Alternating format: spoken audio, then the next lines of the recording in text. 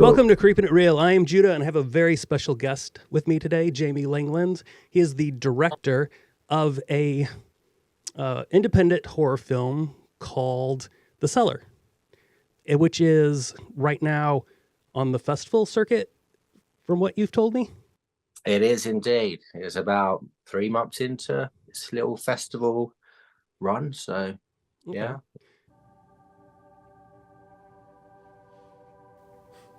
I would like to say the Lord's Prayer of Sacrament in remembrance of his flesh and blood that he sacrificed for us.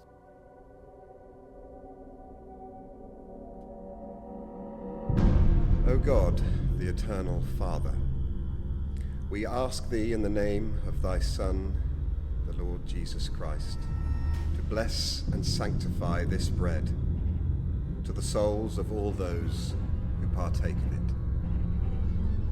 that they may eat in remembrance of the body of thy Son, Jesus Christ, and witness unto him, O God, the eternal Father, that they be willing to take upon him the name of thy Son, and always remember him, and keep his commandments that he has given them, that they may always have his Spirit to be with them. Amen.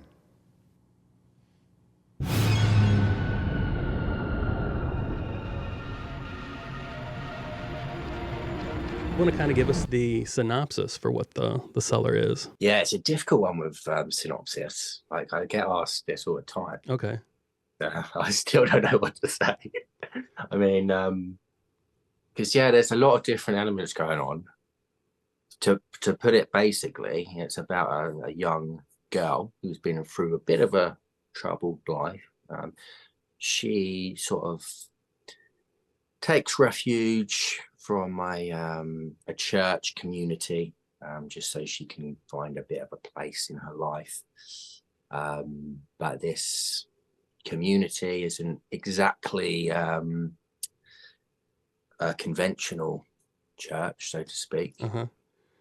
She finds herself locked underground in a cell, and she sort of doesn't know why she's been locked in a cell.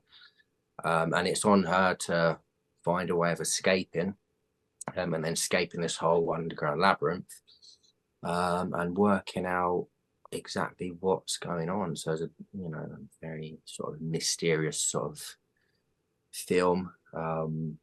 And she starts to piece things together as the film goes on. Mm-hmm.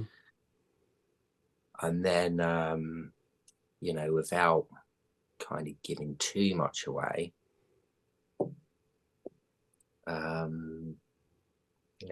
without giving too much away. Exactly. How do I do that? I don't know. Maybe I should leave it there. That's fine.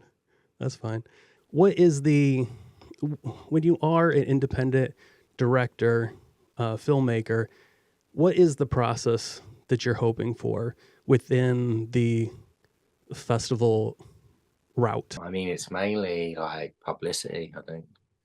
Publicity, obviously it's nice to win awards and put, laurels on the poster and that kind of thing. Mm-hmm. But you want to really sort of get it out there and get it publicized, get some eyes on it.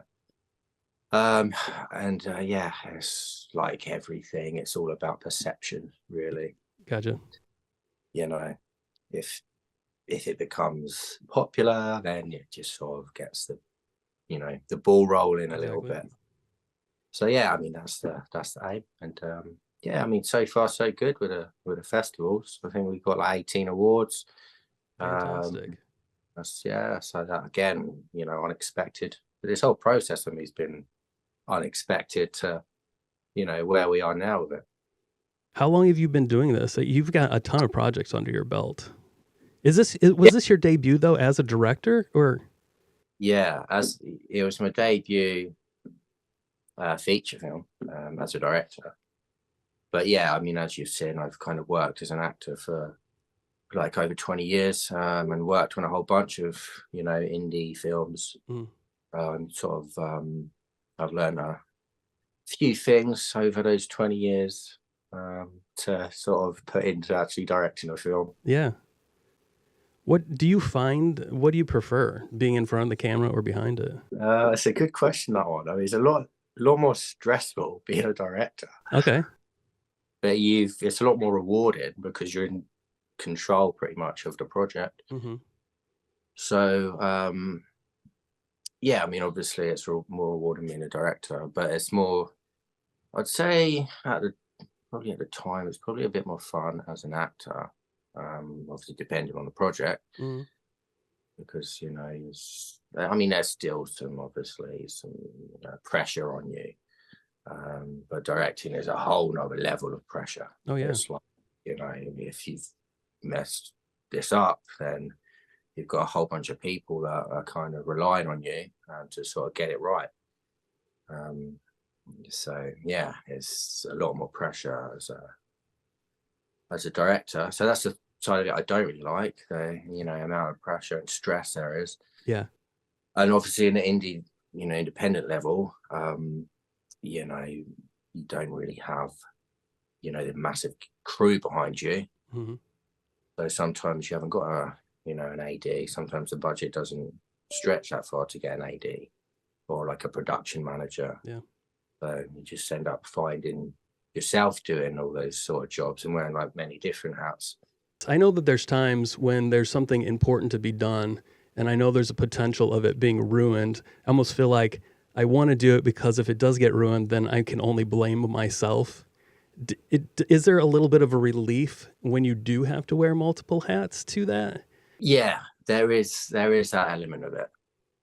And having the majority of the control, Mm-hmm. again, it's like you're not sort of like relying too much on other people. Mm-hmm. You just sort of rely mainly on yourself to get it right. So I don't like relying on other people.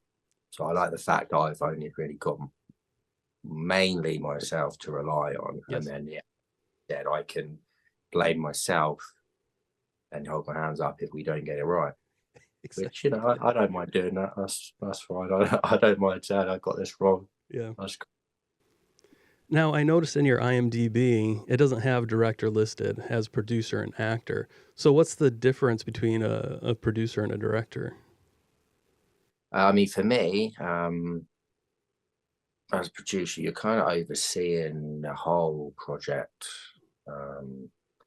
Like with the Cellar, with R.I.P, man, I've been producer and director on both. So I don't know what it would be like to just direct Mm-hmm. or to just produce. I've always sort of been, merging the two together. Gotcha. But yeah, I mean, producer again comes down to more of the sort of financial side of things, and the budgeting and things, which I think that's probably one of my strengths. My main strengths is probably budgeting. Okay. Like being an actor for like 20 odd years, being freelance, you learn to, you don't know when you're going to next get a job or when you're next going to get paid. So you learn to budget your bills and be careful and be a little bit thrifty with things. Yeah. So I mean, personally, I think that's where my strength lies when it comes to the budget, and bartering, so to speak, and trying to get things a little bit cheaper than they're actually offered for. I think I'm kind of good at. And then obviously the direction side, you're sort of on set constantly working. It's sort of like, seems like you don't get a break as a director. Yes. And then obviously that's where the more creative element comes in. So you've got a producer, which obviously is the more business side of things, and then director, you've got a sort of a bit of creative control about how the project kind of looks when it's all said and done. Mm-hmm. I'm assuming then that you did the location scouting for the Cellar, or did you? Yeah, no, I did it. I mean, there's some of the places I already knew about, Mm-hmm. and then some of the other locations I just sort of seeked out. I'm pretty sure that probably the cellar portion of the movie was not actually attached to the mansion portion of the movie. Would that be correct to assume that? Yeah, it was different locations. This might be difficult for people who haven't seen this movie, but in that cellar portion, I'm just curious for my own knowledge, was that a huge, massive, like, wine cellar or something? That were you using angles to make it look bigger than what it was, or was it a huge location? I mean, it was pretty big down there. It was big. So we didn't really need to change too much Mm-hmm. camera angles or anything. I mean, I'd say that what you kind of see is what you kind of get with it. There's not really any sort of camera trickery going on. There's a pretty big location down there. Mm-hmm. And how'd you work that out? I'm just curious. I'd love to know the process of just walking up somewhere. Well, just a little backstory. I actually live in an old schoolhouse, built, it's 10,000 square feet. Just me and my sister live in it. My dad bought it, and it's kind of interesting. And so random people just come up to my place, knock on the door, and are like, "Hey, can we do stuff here?" And I'm like, I live here. No. So how did that work with you actually booking locations? Well, I worked in a location which is also in the film, which is the Cell. Okay. Again, it's a different location to the Cellar. So I've worked in that location as an actor before. And I thought, it's a pretty cool location. I can write something around this location. It was quite expensive though, that location. Mm-hmm. So initially I went and tried to find a similar location to that whole jailhouse part. And then, it was on something called, we have here, the Sussex Film Office, which has a whole bunch of different locations listed on their website. So I stumbled across it on their website and then went to do a recce of it. And then obviously I went there, got a load of inspiration from when I was walking around, and then just thought, we can shoot some, amazing stuff down here. And then obviously that's what we did. We kind of used that for the first couple of days shooting.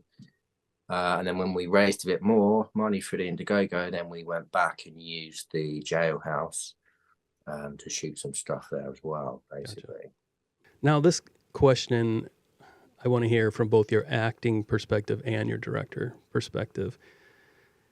As the director, you have a script written.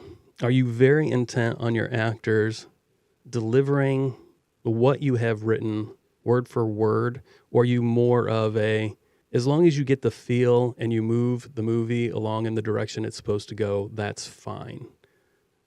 So as a director, what's your thoughts on that? And then versus you being an actor? Again, it would be that second option there. Of like, you don't have to get this word for word. Mm-hmm.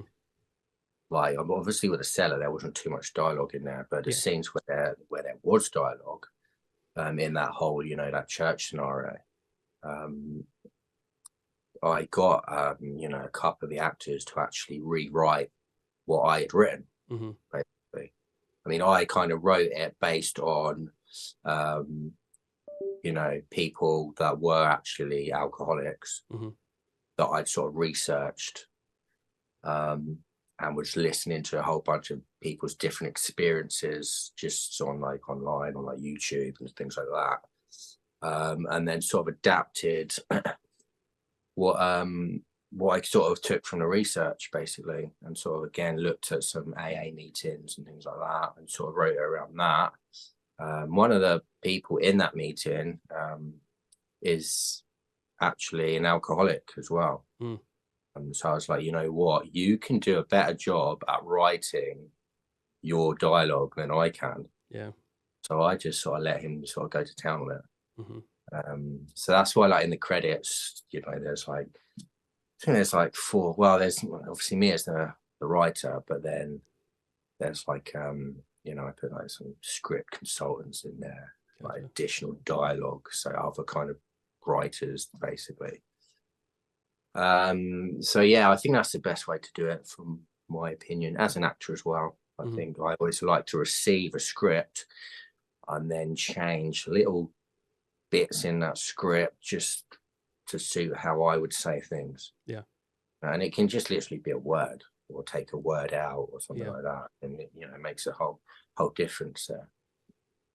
So that's, for me, that's definitely the best way of doing things. Like if you're just, like, this is a script and this is the way that I want you to say all these lines word for word, then you're not going to get the best performance, I don't think, from actors. I wouldn't think so either. Have you dealt with a director yourself that was that way?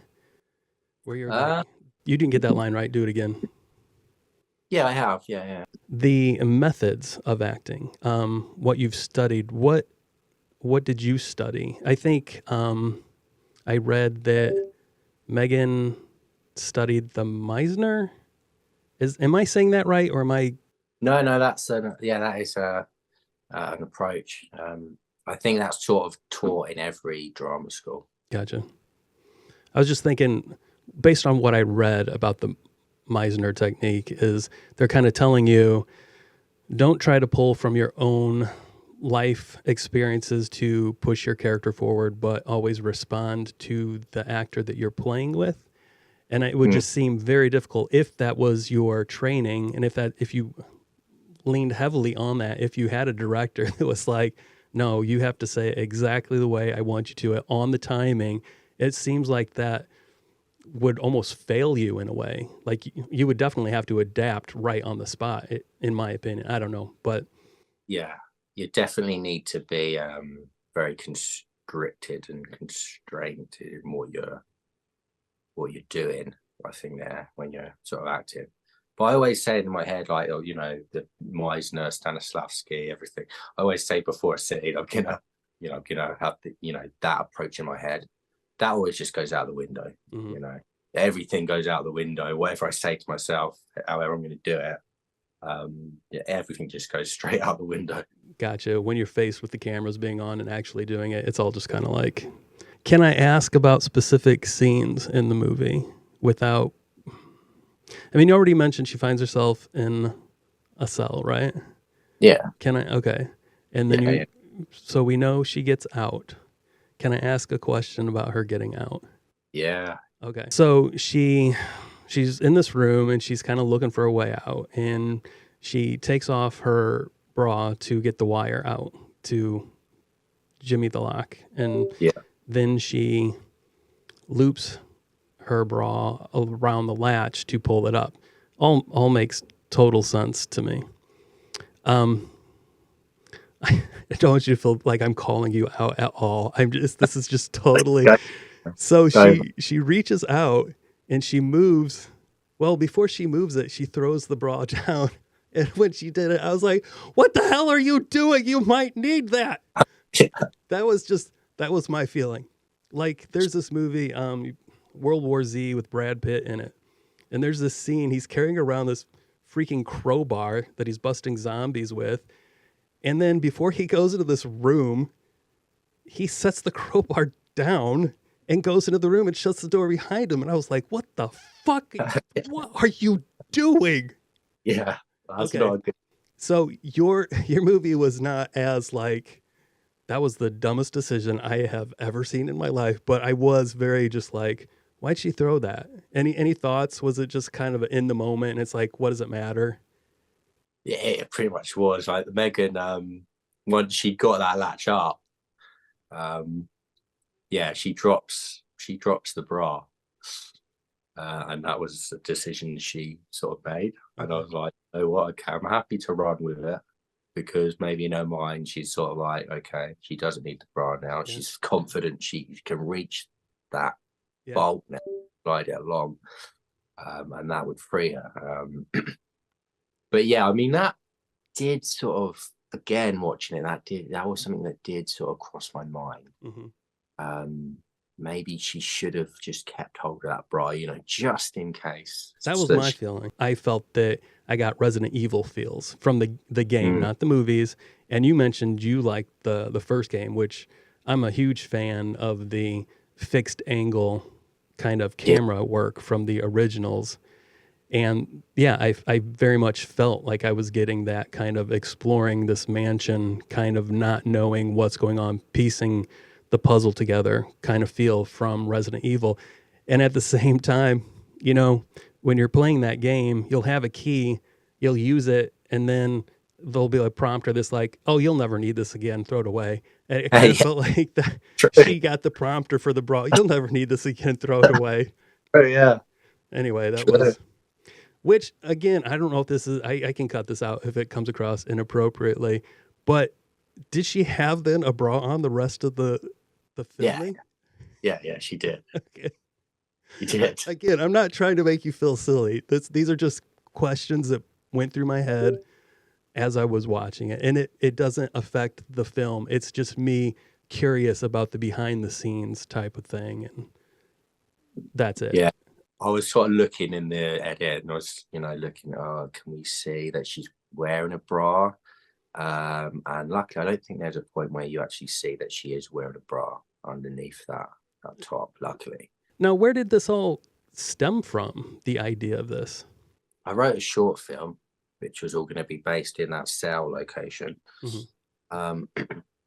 But then it was sort of like, I thought, well, I can make a short film, but let's go bigger here because I want to try and make some money. Yeah. But you can't really do that with short films. And I mean, I'm quite lucky because I know a lot of crew around the area that I've worked with many times before. I know what they can do. So I thought I can probably just, make this into a feature film with not too much budget. So yeah, I wrote the first like, I don't know, 5 or 6 pages. Then we shoot some stuff down in that cellar. And then I'd like, okay, I want to do more now. I want to do more. So I'd write some more. And I just sort of let the script take its own sort of direction. I didn't like write it all and then like, this is it, I've got a script, now we film it. I'd like do a scene or two and then write some more. And then just see where the film went, basically. That's interesting. Let it take its own sort of direction, not be too sort of like, structured with it. Yeah. And it kind of worked really because it was sort of like I wrote it with sort of the locations in mind, which I think is the best thing to do. Because once you get into a location, like everything changes. Like literally, everything changes. You can have a script, and unless you build a set, obviously around the script, stuff's going to change. So I thought I might as well just get these locations and then write the next part of the script once the location's sorted. And yeah, it kind of went from there. And the Resident Evil thing again, that was in the back of my mind the whole time, because I mean, the first Resident Evil game is probably in my mind the greatest game ever. And that scared the hell out of me when I was a kid. I mean, I don't know if you remember, there was those massive tarantulas on the ceiling in one of those rooms, and I was like, I couldn't go into that room. I had to like really prepare myself before I went into that room. And then as soon as I got in there, I was like, right, I'm just gonna run around, see what I can find, and get the hell out of there. For sure. So yeah, I had that in mind the whole time. Resident Evil. So Megan, who is the star, the main character of your film, well, actually, what's the character's name? I can't remember. Abigail. There we go. Okay, so she plays Abigail, but from what I've read and what you've told me, she was at 2 festivals. She got Best Actress award. Are they awards or are they just like mentions? So she got one award. She got the most recent one was Outstanding Screen Performance at Fest Festival in Burbank, California. That was like just 2 weeks ago, actually. And then she got another one, which was Best Actress at the London Indie Film Festival. And then she'll probably get some more, I reckon. Probably get some more. Yeah. So how does that affect you as the director? Do you feel like, yeah, that's part of my baby. I did a good job picking her. Do you feel pride in that when somebody, someone who is part of your cast gets an award? Are you just like, yeah, that's right, I picked her? Yeah, I mean, I'm made up for her because she really does, appreciate these awards. Uh-huh. Like, I mean, if I win, I think I won Best Director in a couple, but I'm not too fussed about it, to be honest with you. Now, she was actually supposed to be on here, but she, dislocated her hip? Is that what? Yeah, I mean, she dislocates her hip all the time. Right. Yeah. She's on crutches and she's got some health issues. Yeah. And there was like I've been on set with her before where she's dislocated her shoulder. Oh, well, yeah. And then during the filming of The Cellar, again, she'd come in with crutches and I'd be like, oh no, oh my god, you've got to do so much today, and you couldn't barely walk. I'm like, oh man. I mean, there were some times in The Cellar where you can just see that she's sort of limping up the stairs and stuff. But yeah, no, I 100% I made the right decision to cast her. yeah. During the AA meeting, there's a couple ladies that are talking about a book, and the book is the R.I.P. Man. Yeah, which you're working on currently right now. So I am indeed. How's that coming along? So far, so good. Our next shooting day is on Monday, and it's a big one. It's a big scene we're doing. There's a lot of blood and a lot of gore in this one. So yeah, again, a lot of pressure to get this right. But yeah, we've only shot 3 days so far, but the days we've shot has all gone surprisingly well, really. Surprisingly well. Again, The Cellar, the experience was quite seamless. There was not that many sort of issues that kind of came up. I'm still waiting for a massive problem to come up and be like, oh my god, how do I deal with this now? It hasn't happened yet. Touch wood, it won't. Yeah. And with the R.I.P. man. But yeah, so far it's actually gone pretty well so far. Now with The Cellar, since you wrote the story and directed it, you only had yourself to contend with. But from what I understand, R.I.P. Man was written by somebody else. So how much control are you giving, or are you being allowed to have with this one? Because you are directing R.I.P. Man as well? Yeah, I am. Yeah, I mean, I think Reese knows that. Like I said to him straight away, the original screenplay that he wrote is 120 odd pages of dialogue, and I'm like, right, well, we've got to cut this down straight away. So he understands where I'm coming from. I think he trusts me when I say, we've got to cut some stuff. That he kind of knows that has to be the case, because we don't have hundreds of thousands of pounds to do some of these scenes, because some of these scenes in the screenplay is you'd need a lot of budget to be able to do them. Like The Cell, obviously I wrote it with the budget in mind, so I wrote something that I could sort of make on a fairly small budget. Exactly. Obviously when Reese wrote the screenplay, he didn't think that it would necessarily get made into a film, so he didn't really write it with a budget in mind. So it's a lot more difficult with the R.I.P. Man, because it does need a bigger budget, and there's a lot more there's a hell of a lot more characters, so it's a much bigger project. But I mean, I speak to Reese all the day. Every day we collaborate on it.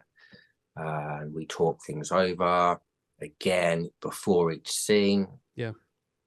He would rewrite some things for what would work. Now that we have the actors and the locations and everything, so he's rewriting stuff that fits in. He sends it to me. I check it over. I might say, okay, yeah, we might need you know, a couple of these lines changed or a little bit changed here because, you know, it might not match with like continuity or something, or, you know, some of the practical effects, you know, we might not have the budget to do it justice. So we might need to kind of simplify this little part. Mm-hmm. Yeah, so we sort of collaborate on it. And he sends me every time he kind of rewrites a bit, he'd send it to me just to sort of look over it, and then yeah, we just work it out what we think will work on the day, and that's been working so far. So that'll probably be the way it carries on. Cool. And when are you hoping for the filming to be wrapped up on that? Or well, it's I mean, I set my own personal deadline of August next year. Okay. It'd probably be before then, though. It'd probably be like April. But I want it completely done and edited and everything by August. So, Gotcha. you know, got to set a deadline. Got to set a deadline. If you don't set a deadline, it'll go on for, you just keep on going and going. Sure. Are you finding with these indie films, I'm assuming that most of the actors are probably pulling side jobs as well to keep themselves living? Yeah. Do you have to sometimes work around, you know, life that's just happening for them? Or has it been pretty easy so far? Yeah, that's the difficult bit. That's the difficult bit, especially when you've got so many characters in a scene and you need them all three on this particular day. Yeah, that's the tricky bit. That's always the tricky bit. Okay. I mean, there's going to be probably some points when we're going to have to, you know, just bite the bullet and say, okay, this one actor can't make it. We're just going to have to cut another scene. Yeah. You know, that's just the way it's going to have to be sometimes. But yeah, that's always the biggest issue. And then obviously the main, it hasn't happened yet, thank God. But because actors, I mean, the most important thing if you're an actor is you've got to be reliable. Yeah, you've got to have good availability, because, you know, if you don't show up for the day you needed, certainly if you're like the lead character, you know, you've hired the location or the crew there, it could just be like £3,000 just down the drain wasted. You know, that's the biggest fear for me. That's the biggest fear. So, you know, I don't care if you're the best actor in the world. You got to be reliable. Got to be reliable. That's the most important thing for me. And so far, so good again. The actors, you know, no problems. So, you know, it's all good. What you want to give us the synopsis for the R.I.P. man, if you can? Yeah. So it follows the story of 6 university students who are being tracked down by the R.I.P. man. Can I go into the reason why they're being tracked down? Probably not. But they're being tracked down. Now, the R.I.P. man has a rare dental condition called adodontia, which means he can't grow teeth. And it's a real condition. It's a real condition. He just can't grow teeth. So when he kills his victims, he drills and pulls out their teeth to make his own set of teeth. Fantastic.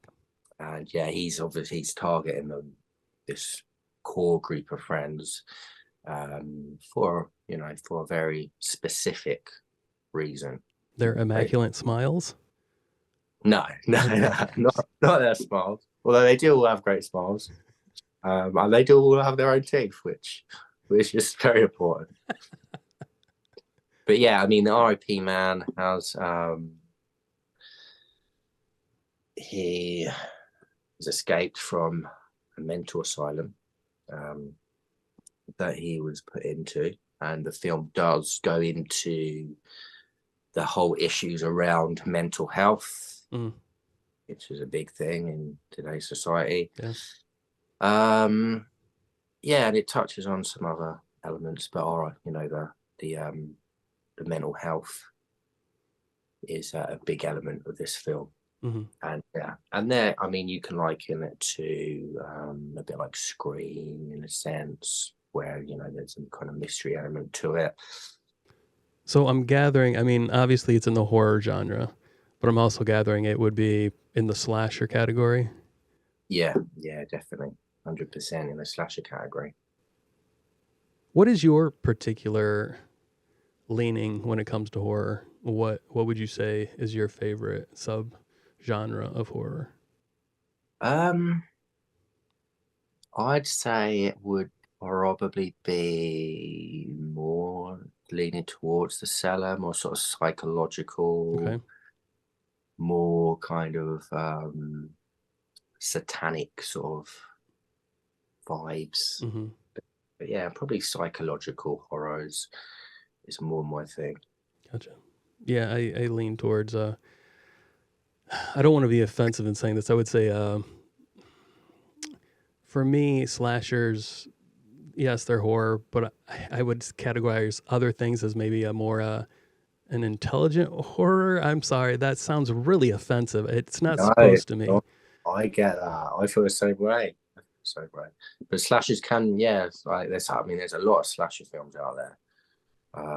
So it does all. They all seem to merge into one. So I'm hoping that, I mean, certainly with a script, the R.I.P. man is not just your average slasher film. There's a lot more going on. I mean, I'd put it more with R.I.P. man. You could say as well, it's fairly similar to like Silence of the Lambs. Okay. That kind of vibe as well, because there's a lot of you could even call it like a